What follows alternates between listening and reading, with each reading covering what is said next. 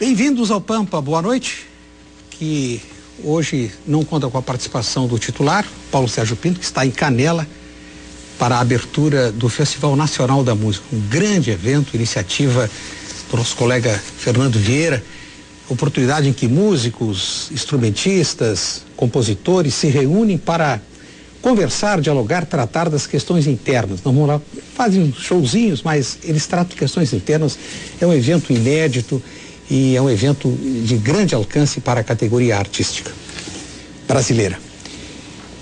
Pampa, boa noite. Recebe hoje com muito prazer o Procurador de Justiça Antônio Bastos, o presidente da Ordem dos Advogados do Brasil, secção do Rio Grande do Sul, Cláudio Lamáquia, o vereador Eduardo Leite, presidente da Câmara Municipal de Pelotas, o mais jovem vereador que preside o Legislativo Municipal, o deputado estadual José Esperoto, integrante da bancada do PTB, Partido Trabalhista Brasileiro na Assembleia Legislativa, o doutor Ivo Mesrala, presidente do Instituto de Cardiologia do Rio Grande do Sul e da Orquestra Sinfônica de Porto Alegre. Aproveito para lhe parabenizar porque amanhã é o Dia do Médico. Exatamente. O senhor e a todos os médicos que prestam serviços inestimáveis à comunidade do Rio Grande do Sul. Muito obrigado.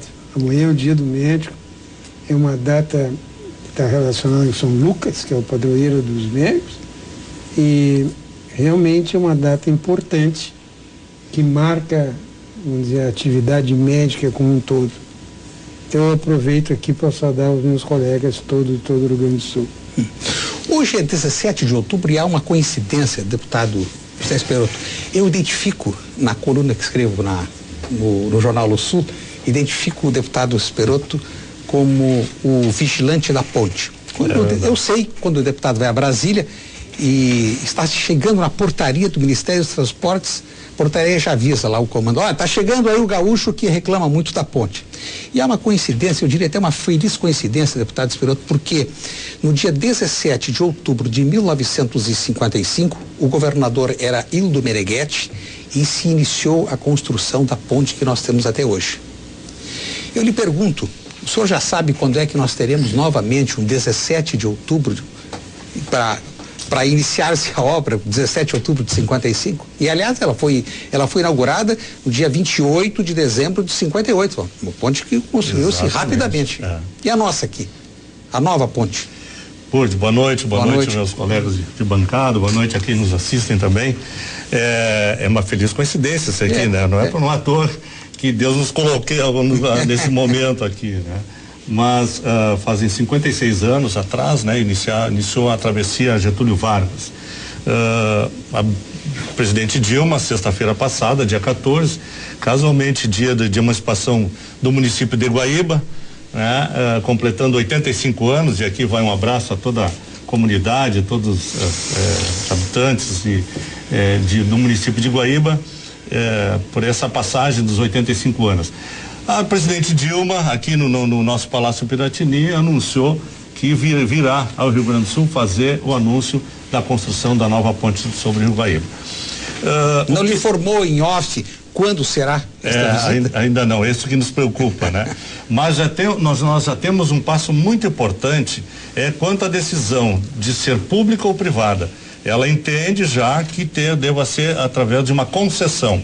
Ou seja, se a concessão seria uma concessionária que iria construir, ou seja, seria a iniciativa privada.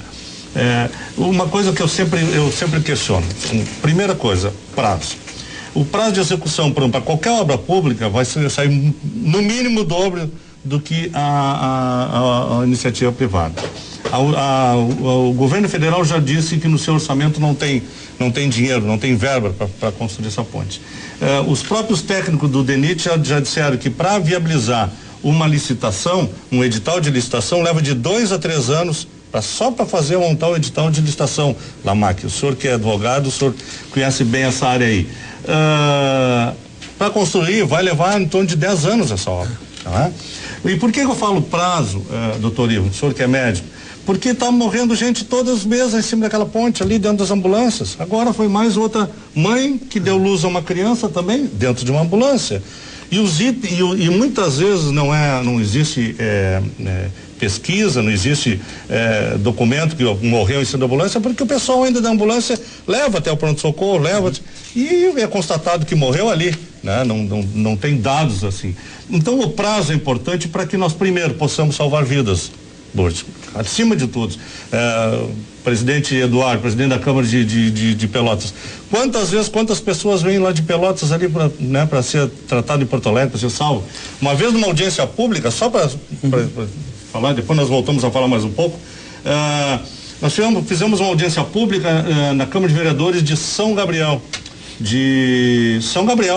e um coronel da reserva nos falou que só que ele conhecia 4 pessoas de São Gabriel tinham morrido dentro de ambulância em cima da ponte.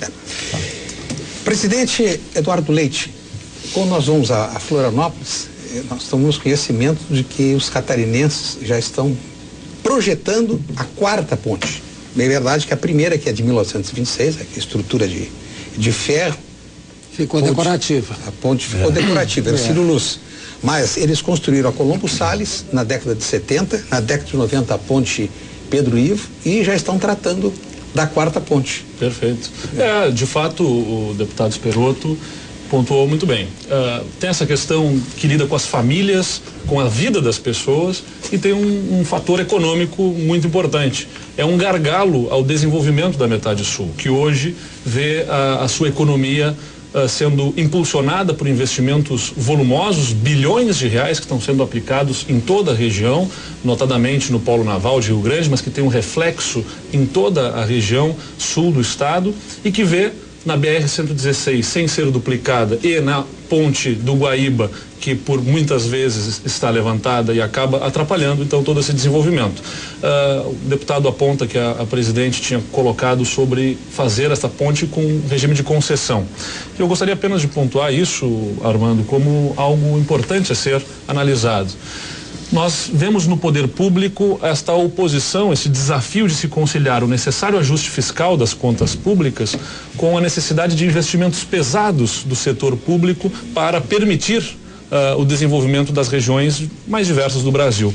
E certamente esse regime de concessão, em parcerias público-privadas, ele é fundamental para que se possa solucionar essa equação. Afinal, se o cobertor do governo é curto, terá que procurar certamente na iniciativa privada o respaldo para dar conta do recado.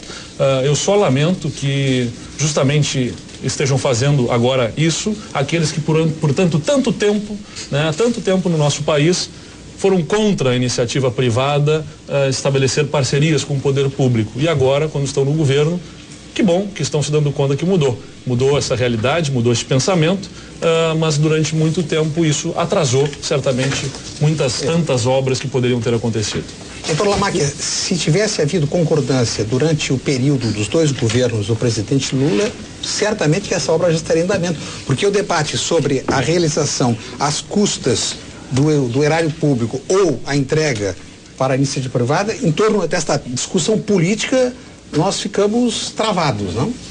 E como em determinados momentos, né, se tem esta nítida sensação de que o poder público, né, acaba de uma certa forma não sendo eficiente como se gostaria em todas as áreas, porque nós nos perdemos, e seja o partido que for, e vamos colocar isso como uma situação geral hoje que se vê, e há muitos anos nós ficamos discutindo a implementar algumas coisas. Essa questão da ponte é um exemplo que, na minha avaliação, é crasso de tudo isso, de todo este aparato que não roda com a necessária agilidade que nós precisaríamos.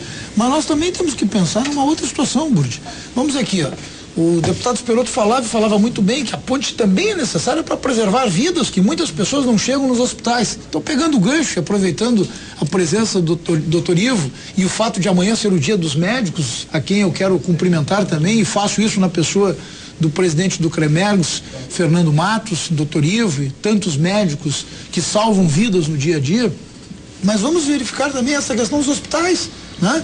Nós temos este verdadeiro escândalo, que eu digo, com relação a 2 hospitais que estão literalmente fechados em Porto Alegre, que é o Hospital Independência e o Hospital da Álvaro Alvim, e agora nós temos essa denúncia já feita aqui, que o Hospital Independência, todo o equipamento que tinha dentro do hospital, que poderia ter sido reaberto em 15 dias, isso há 1 ano atrás, nós estamos hoje constatando que o hospital não foi aberto em 15 dias e mais, que todo o equipamento que estava dentro do hospital, segundo as informações que nós obtivemos, não está mais lá. Portanto, vai se ter que gastar não sei mais quanto para que se coloque esses hospitais abertos novamente.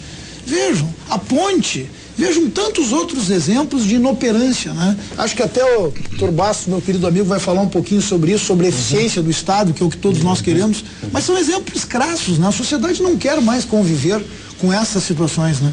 Na área da segurança pública, na área da medicina, na área da mobilidade urbana, né? Na área da educação, é possível. Doutor Antônio Bastos.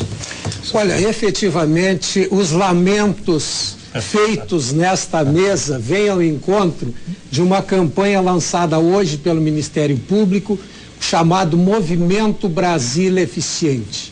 É um movimento nacional que começou o ano passado em São Paulo, que está tendo lançamentos nos estados e hoje foi a vez do Rio Grande do Sul. E, efetivamente, a sociedade precisa se posicionar no sentido de modificarmos a nossa estrutura tributária. E eu não chamo de propósito sistema tributário, porque sistema não é. É uma colcha de retalhos que vem matando, que vem asfixiando a sociedade. Nós temos uma carga tributária com mais de 40%, é a maior carga tributária que se conhece no mundo, e os recursos são tão mal geridos que falta uma ponte que já era para estar concluída, que faltam hospitais que tinham que estar funcionando e assim por diante. Não há planejamento que resista a esta asfixia. E o Ministério Público, então, convidado, veio a participar e deflagrou hoje essa campanha com o apoio da OAB, com o apoio das autoridades do Estado, de todos os segmentos. Nós temos, como sociedade, que dar um basta a esta carga tributária excessiva e que não dá retorno ao cidadão contribuinte. Nós pagamos o nosso trabalho durante um ano, nós trabalhamos em média 4 a 5 meses, dependendo da atividade, só para o pagamento de impostos. E qual é o retorno que temos? Nada. Cada vez mais mazelas, cada vez um funcionamento mais deficiente dos serviços públicos e a falta da absoluta infraestrutura que nós precisamos ter. O jornal Folha de São Paulo publicou no dia 13 um editorial intitulado "O Brasil está caro", onde eles fazem um levantamento em torno de 30 produtos e selecionam 5 países, um deles o Brasil. E o Brasil, os preços de todos esses produtos são mais caros do que as outras nações. Então está na hora de um basta nesse sentido. Eu gostaria que o senhor explicasse por que 10 anos para fazer uma ponte. Se nós estivéssemos no Japão, faria em poucos meses. Por que 10 anos? Eu entendi mal. A resposta do deputado Zé Esperoto logo depois do intervalo. Voltamos em 1 minuto e meio. Até já.